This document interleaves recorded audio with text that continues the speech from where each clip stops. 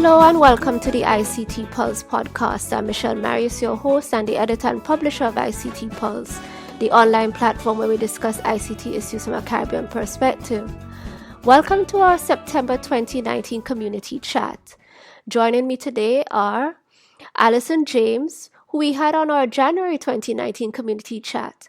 Allison is a manager at KPMG for Barbados and the Eastern Caribbean countries and is based in Barbados. She has a hybrid background as a chartered accountant and a certified information systems auditor. And we have Craig Nesty, the Executive Director of the National Telecommunications Regulatory Commission of the Commonwealth of Dominica, which is the telecommunications regulator in Dominica in the Eastern Caribbean. And Craig was on the podcast last year to discuss Dominica's recovery following Hurricane Maria in 2017. Allison and Craig, welcome. Thank you.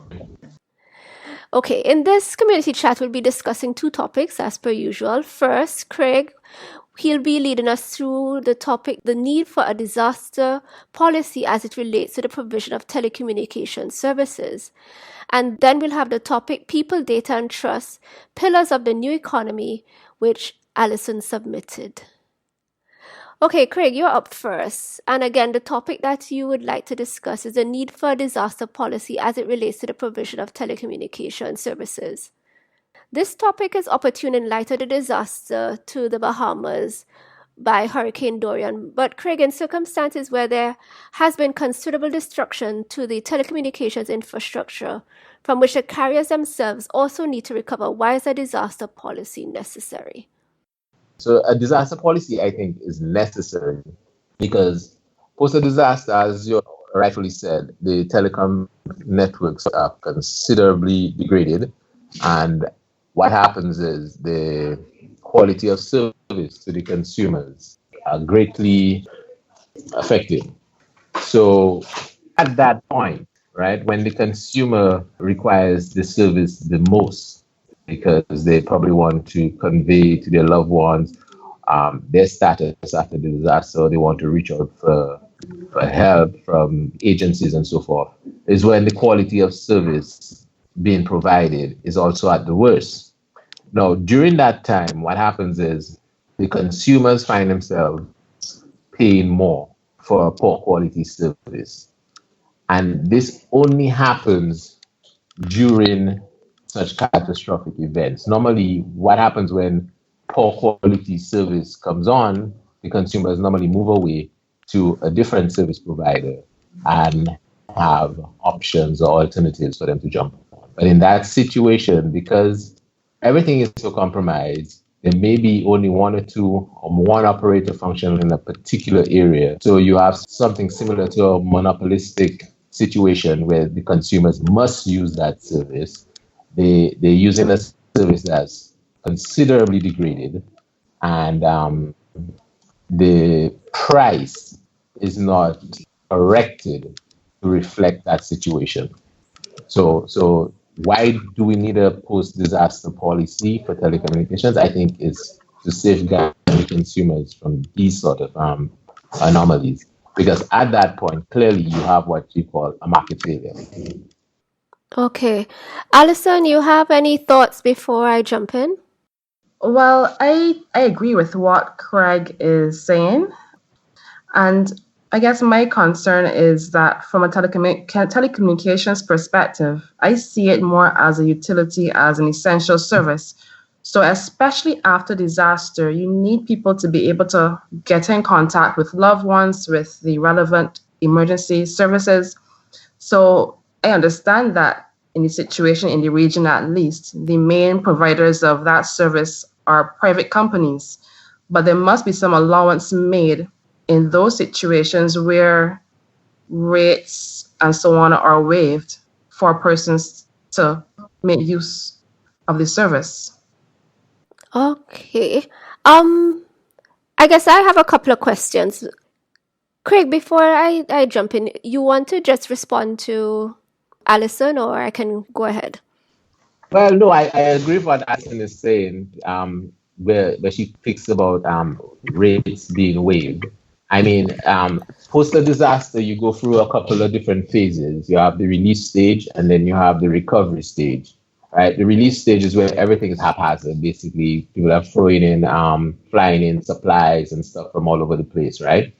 During that time, you don't expect the quality of service from the providers of any great significance. So during that time, I'm all for the waiving of fees and the waiving of costs, right? What we found, and then once and during that time is normally when the government would declare the area as a disaster zone, right?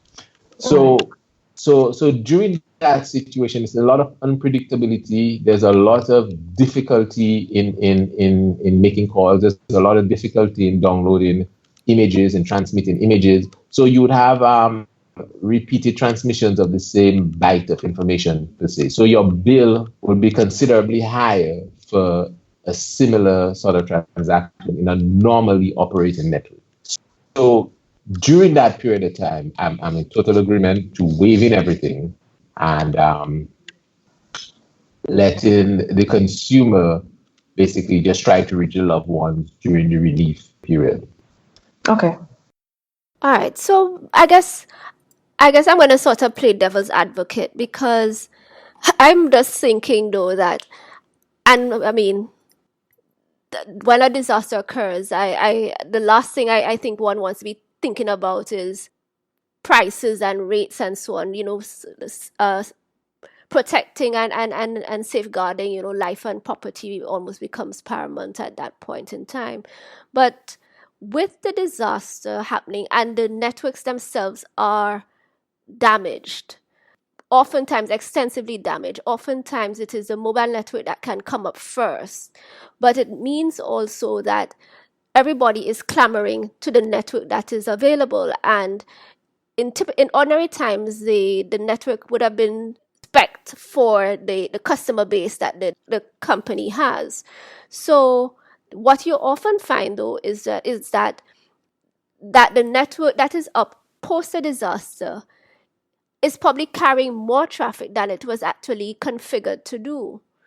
And here it is, we recognize that it is post disaster, but also that the quality of the communication is affected, and the provider themselves are trying to recover their networks, figure out how they're going to rebuild or what new strategies that they might need to employ. And then one may be now expecting that they'll be investing in the network that is up and running, when there is so much other things and other challenges and expectations from their stakeholders that they also need to address. So Craig, you want to bite that apple first?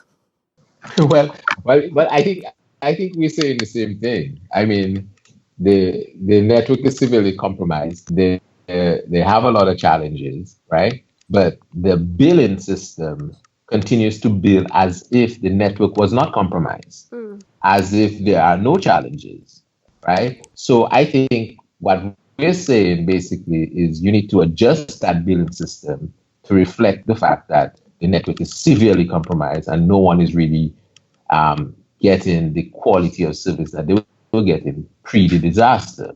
Now, you mentioned the providers may be struggling to rebuild their network as well. What you have to recognize is that the providers also have insurance. So their insurances kick in and they have this pool of resources to rebuild their network. The consumer has no insurances. The consumer now just has to pay at the same rate for a poorly degraded service. So there needs to be some sort of balance here. And I'm advocating for a balance, shifting the balance closer towards the consumer in those situations. Okay, and how long you think though that such a construct should stay in effect? Well, I mean, it can be tiered. I mean, you can start with a few weeks, but it should be based on how the governments declare the island, right? So if they say this is a disaster zone and they've declared a state of emergency, well, during that time, there's a lot of uncertainty in the land, and during that time, the telcos cannot and should not be just billing as if that is not the current condition, right? Now, once you move beyond, so there needs to be some sort of mechanism that adjusts the price that reflects the situation at hand. Because I can tell you, in Dominica, what we found was, and especially, and I'm talking about not all telecom services, but one telecom service as of particular importance was mobile data. Now, what the telcos would say is that before the catastrophic event, people were normally on Wi-Fi, on broadband connections, Right. so they'd have less reliance on mobile data, right? But so post broadband, so post a disaster, there's only one choice, because, like you said, the mobile network is the easiest network to come up to speed, right? But then the quality of service is so bad that you have a lot of retransmissions, a lot of collisions, a lot of the quality is terrible. To get a little bit of transmission through, something that probably take you, say, 5 seconds would probably take you 30 minutes during a disaster.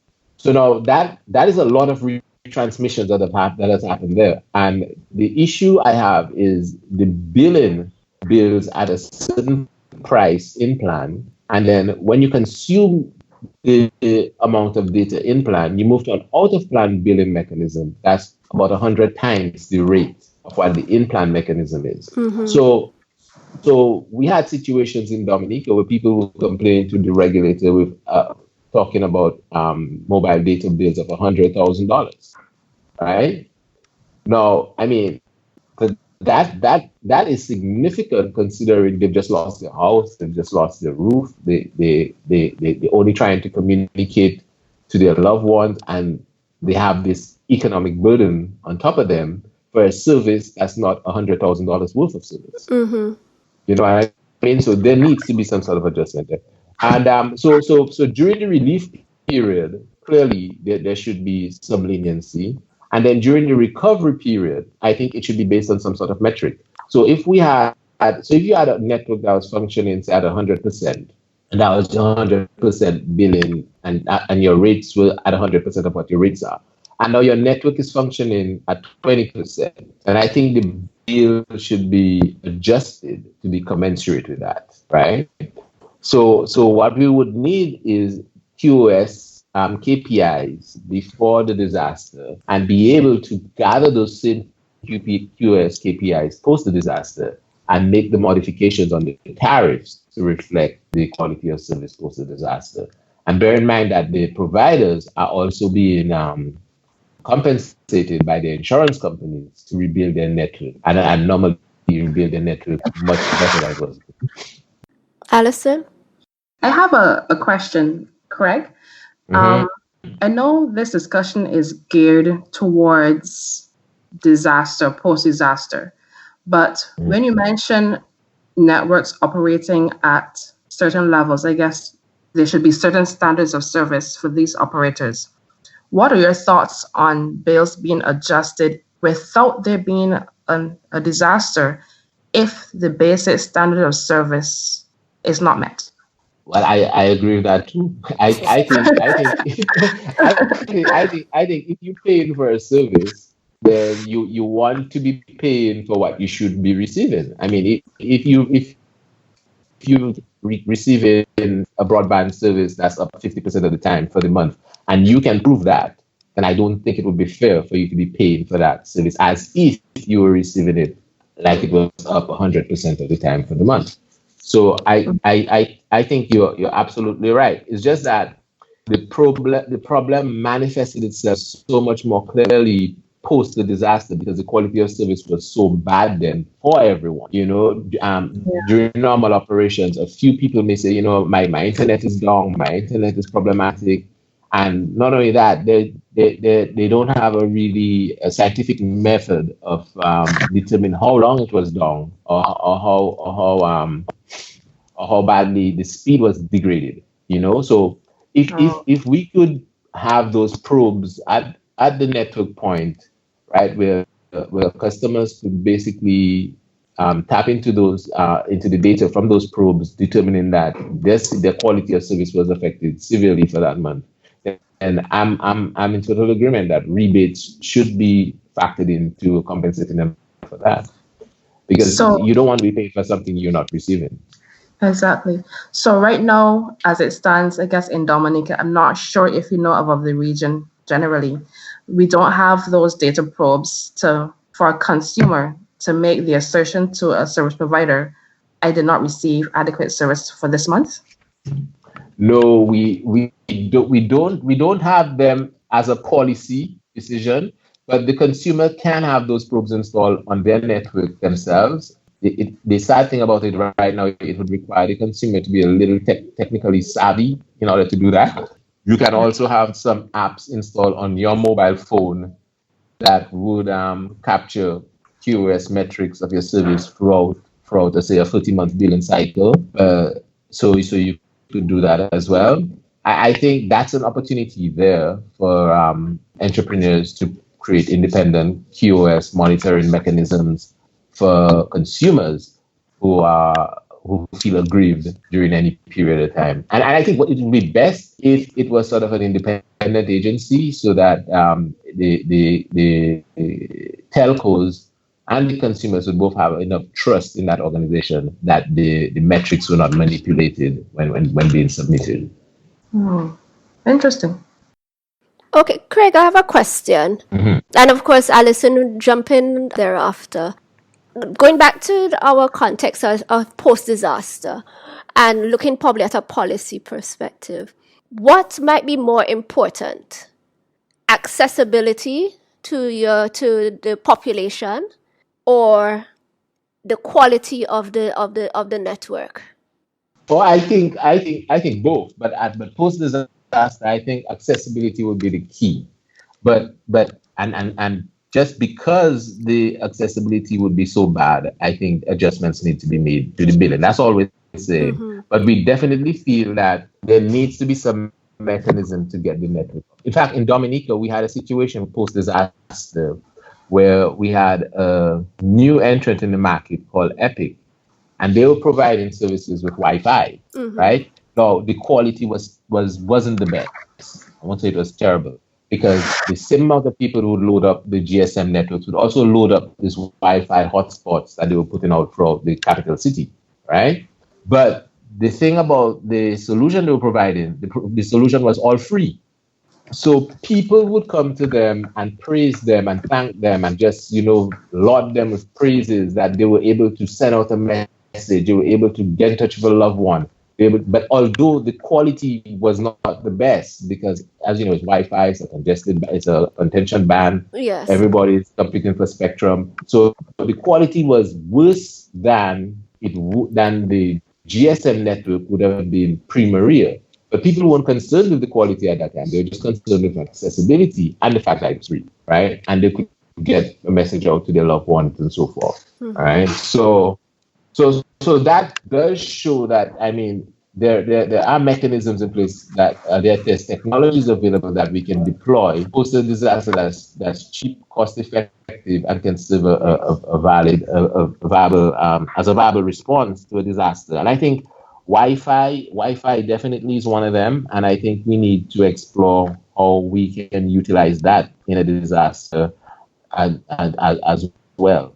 Especially if we're talking about things like community Wi-Fi, which we've embarked in Dominica, where we try to empower the communities to establish their own Wi-Fi networks that can sort of run autonomously even post-disaster. So the idea is they can pull it down before the disaster and put it back up post the disaster.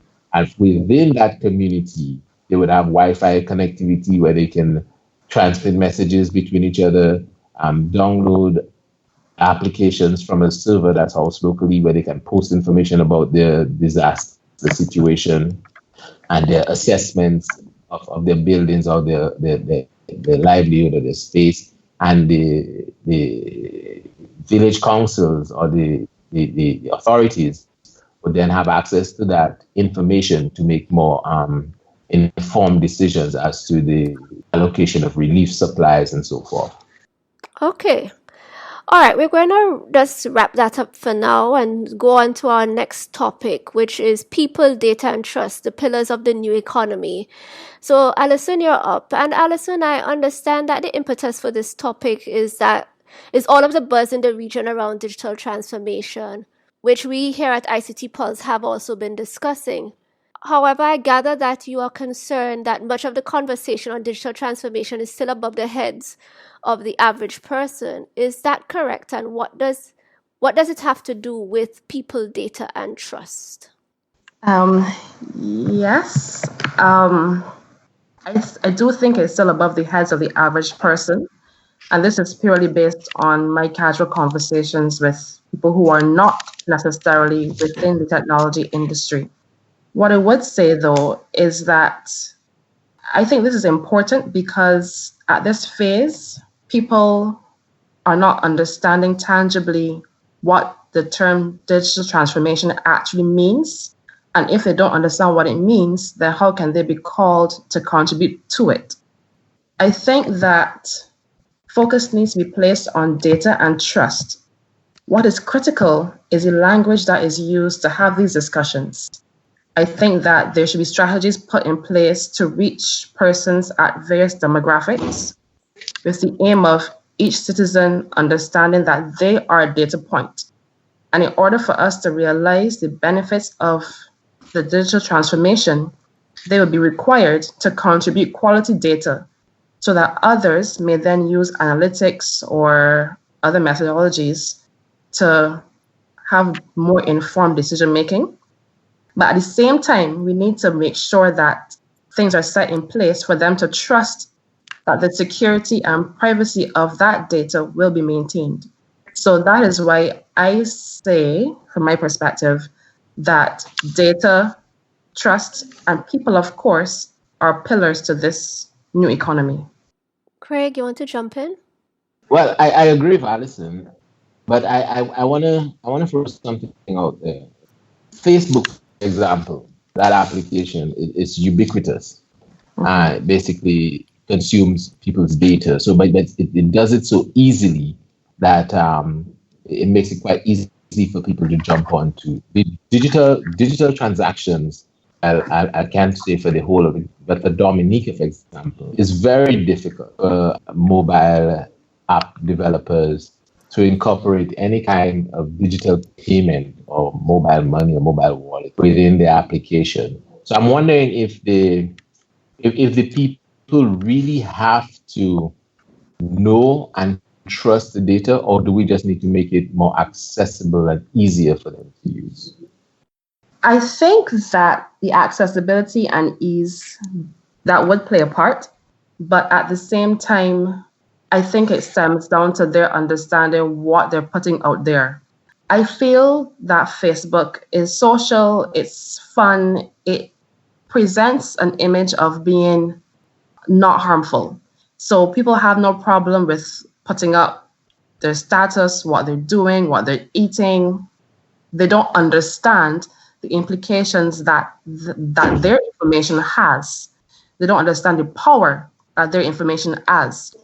When you talk about digital transactions in terms of mobile banking and so on, people generally understand that that is more secure, that is more private, or potentially, it's more important information, if you get what I'm saying. So I think because that we have that understanding generally, we'll be more hesitant to engage in digital business transactions online or give out potentially business-related information online. But then that would sort of nullify what happened in Kenya with M-Pesa, right? I mean, they basically do about 1.5% of their GDP of transactions through their mobile wallet. In fact, they're saying that that's such critical infrastructure right now that if it was to go away, the Kenyan economy would crash. And to me, that all comes about not from the fact that the Kenyans are more financially savvy than us in the Caribbean, or they trust the digital economy much more. It seems to me that the Kenyans have a tool that just makes it easy for them to transact digitally, just removes all of the friction that we have in the digital economy. Okay. So I'm wondering if that's where we are. We have too much friction. Friction, interesting term. But it's interesting you mentioned Kenya and the M-Pesa. And I had the opportunity of speaking to an interesting person in St. Kitts about their digital transformation journey. And it's more government related, but she put forward the point of view that even though they may have technologies in place, some departments may choose not to use it. But what she did realize is that depending on the different motivating factors that would present themselves, they would.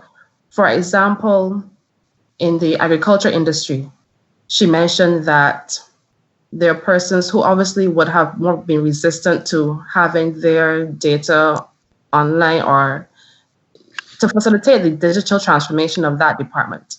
But if they realize that the farmers are not going to receive a benefit because they're not in the system, that is a motivating factor for them to actually get in the system and use the technologies that they have available to them.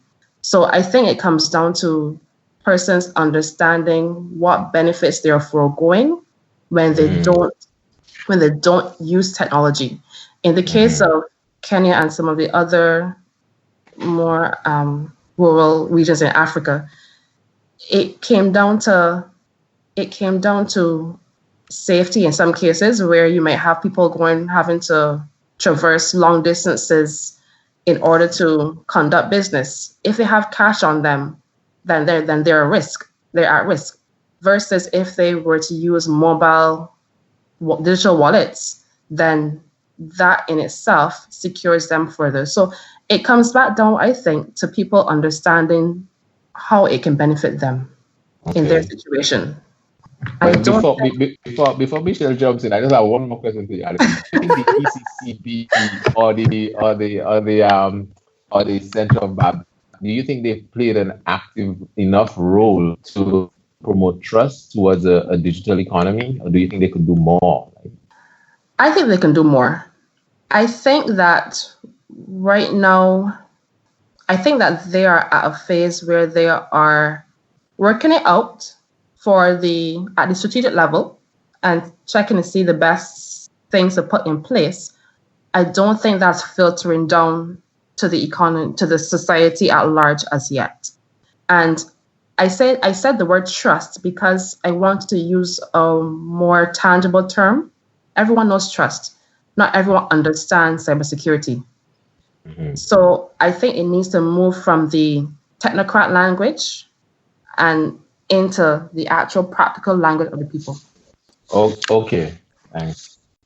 Well, I think, and I can hear the sort of discussion changing a bit, but because I was wondering, as Craig had mentioned, I think oftentimes for consumers, as much as I certainly endorse that we need to have our consumers be as informed as possible, there is also the reality that I think to a considerable degree, they do not necessarily want to be bogged down in the nitty-gritty of things. They want things that function well, that, as Craig mentioned, no friction. I do think, however, especially when it comes to money, we still have a reluctance across the region in terms of even online banking. I think the banks, to some extent, have probably tried to make a concerted effort to try to get more people to use their online banking facilities. However, we don't have a problem, sharing, the most intimate of details about ourselves and our lives on Facebook, for example. Right. So, as much as I guess I definitely agree that there needs to be a focus on people, data, and trust, especially as we continue to roll out digital transformation to whatever that might be in our individual countries and across the region as a whole. I'm not sure to what degree the average person is actually going to be interested in all of what it entails. Well, I take that point. However, I think for example, if you're looking at this Singapore model where they use co-creating in their digital transformation strategy, I still think you need to give people the option because you still want to engage creativity in all industries, not just a select few. Mm-hmm. So granted, not everyone would care about the nitty-gritty and just want to have something functional that works. But then you may find someone that may have an idea that may, because of the challenges they experience from their day-to-day, regular day-to-day, they have an idea. And because they're aware of how they matter, they're aware of how they can contribute information to this ecosystem, then it sparks something. They may then go and speak to someone else who may be more savvy, technologically speaking. Mm-hmm. But I think you need to still let people know, regardless. Absolutely. But I think we also have another issue, which is that to some degree or a considerable degree, we in the region and from a policy perspective, I don't think we ourselves understand what digital transformation means for us. Right. Means to Barbados, means to Dominica, means to Jamaica. So there may be a bigger issue in terms of, here it is that one is talking about it being over the heads of the average Joe. But you may find that, the policy makers themselves haven't even begun to grapple with what digital transformation means for the country before it can be distilled down to the citizen. I agree actually.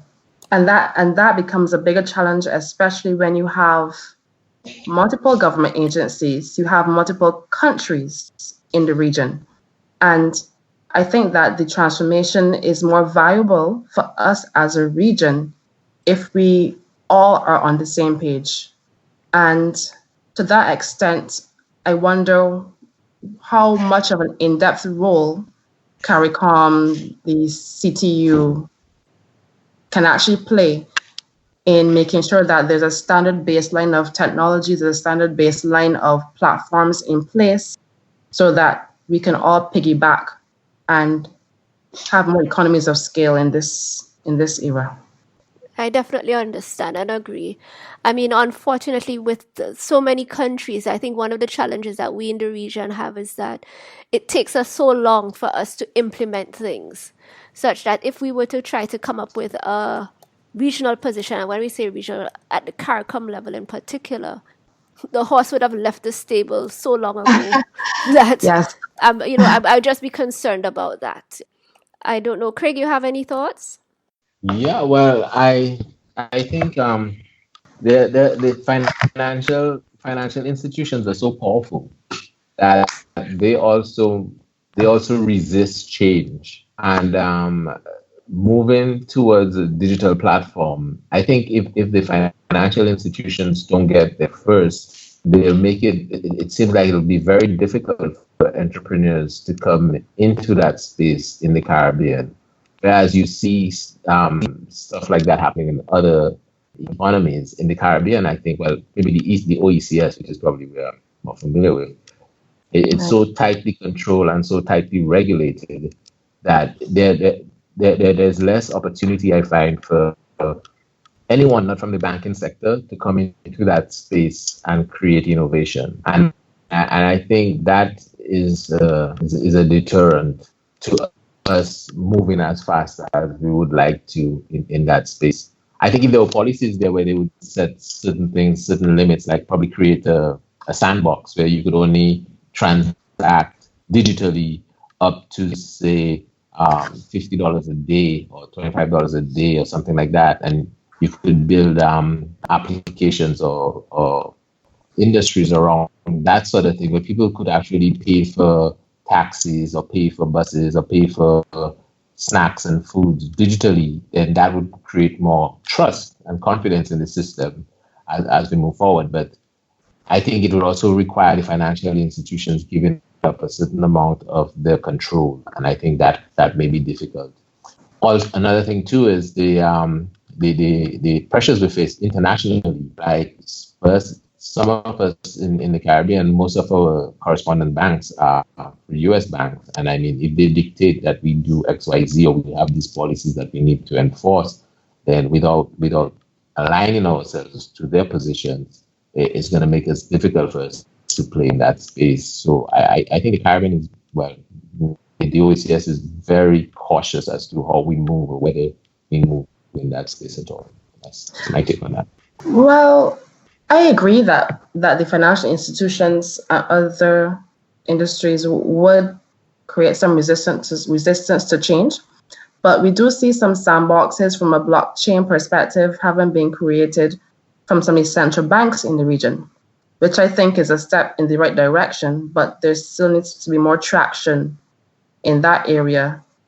Oh, absolutely. But I think that what that also came about because of, I think it was Bit, right? That company out of Yes, Barbados. And yes. they've been, I mean, I've been to some of the fintech seminars where they've been trying to get off the ground, and they had to actually pivot to work with the central banks to even start moving forward, because the initial business model wasn't incorporating central banks. And because of the pushback from the central banks, I think that they had to basically pivot in that direction to get them on board. And that's what I'm saying. It's very difficult for independent entrepreneur to decide that they want to work in that space and be recognized as being able to work in that space. But the interesting thing, though, is that I think by its nature, digital transformation, it has implications to changing the way how we do business. Mm-hmm. And some of these more established institutions, they can't change that easily because of policies, because of history and so on.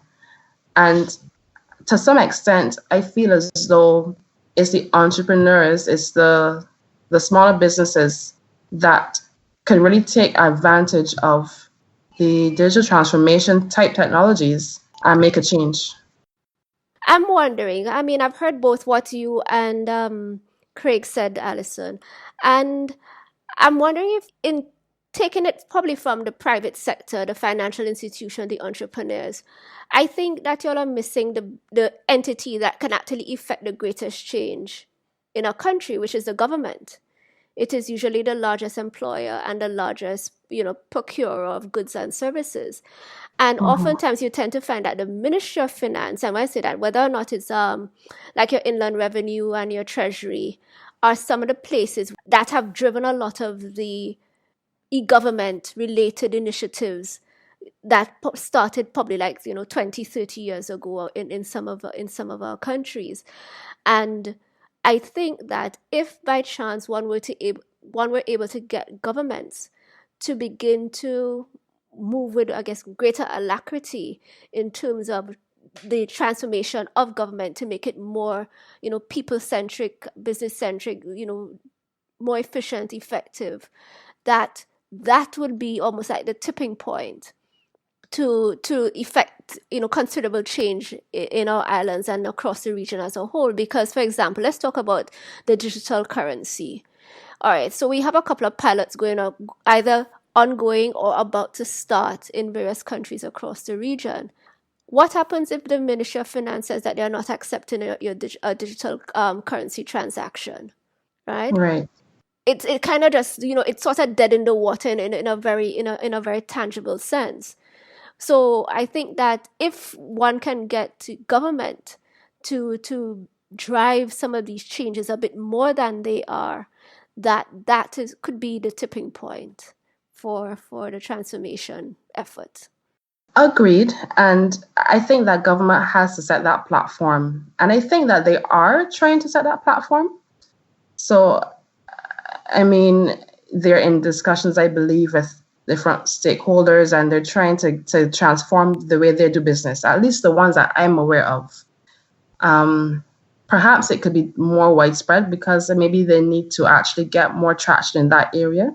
And then eventually it would ripple effect throughout the economy, the society, hopefully. Craig? Well, yeah, I think government need to play an important role. I think some of our governments do miss opportunities. I remember, I think it's over 10 years ago, where some entrepreneur wanted to make Dominica a fully Bitcoin company, and they were planning to give everybody in Dominica one Bitcoin.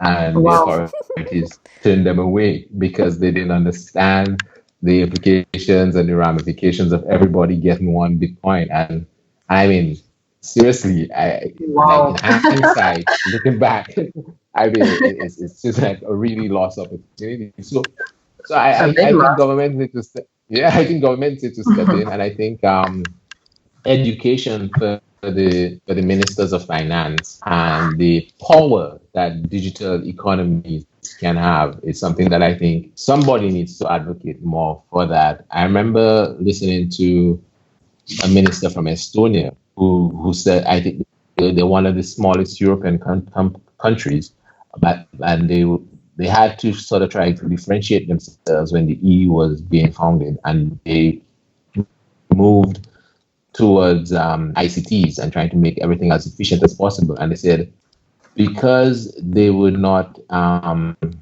as affluent as the other countries, it was necessary for them to be as efficient as possible. And technology was that transformative mechanism that they would use to do that.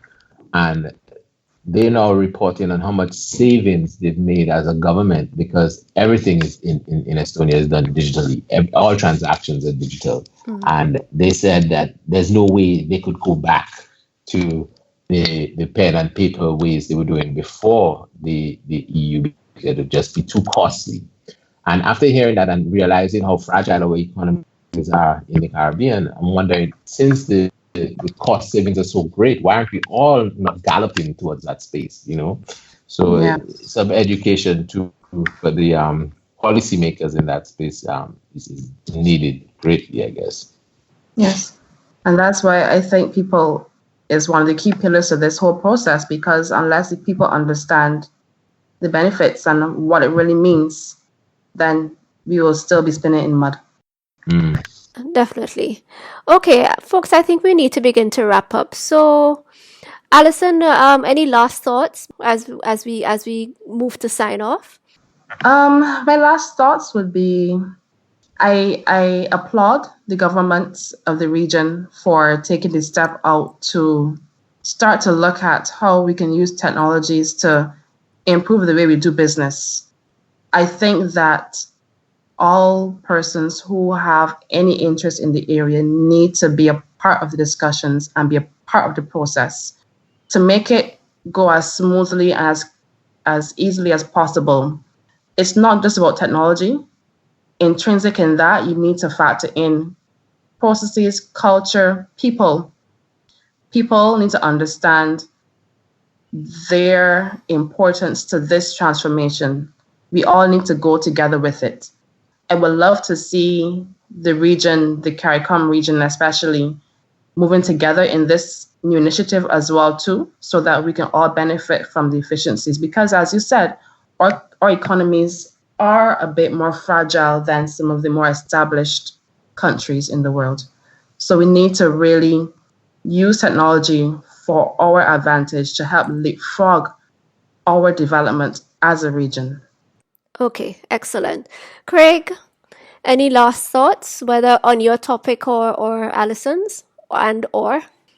And well, I mean, the fragility of our nations economically and along the lines of being affected by hurricanes and tsunamis and disasters is something that can't go unnoticed.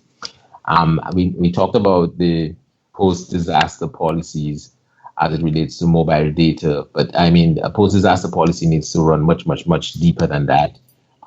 We need to talk about things like amateur radio, the community Wi-Fi networks, VSAT links, sat phones, and so forth, that basically would result in ensuring that some sort of communication is available in the disaster areas.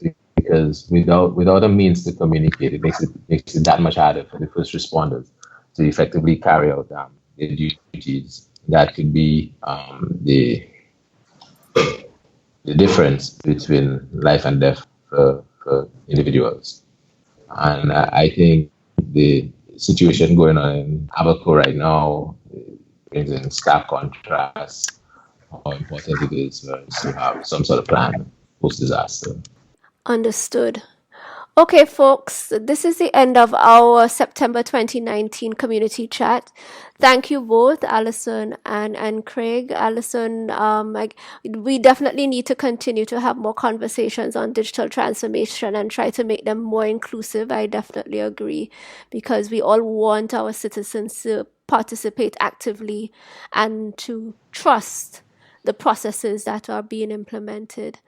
And, Craig, with respect to disaster policies, as you rightfully said, they definitely need to be deeper and encompass other elements as well, because I'm sure too that as much as one might want to focus on, let's say, telecommunication services, electricity is going to be critical to fuel, literally and figuratively, the telecoms infrastructure, of course, and therefore all of the other elements that need to be considered and harnessed post-disaster. So thank you both for joining us. Thank you. You're welcome. Michelle, Okay. thanks for having us. Okay then. Take care. That's it for today's episode. Thank you so much for listening to the ICT Pulse podcast. You can find links to some of the things we talked about on our website, ict-pulse.com. If you like this episode, please show your support by leaving us a review on iTunes, as it will help others find the show. You can email us at info@ict-pulse.com or drop us a note on our Facebook page, facebook.com/ICTPulse, or via Twitter @ICTPulse. We hope you'll join us again for our next episode. Take care.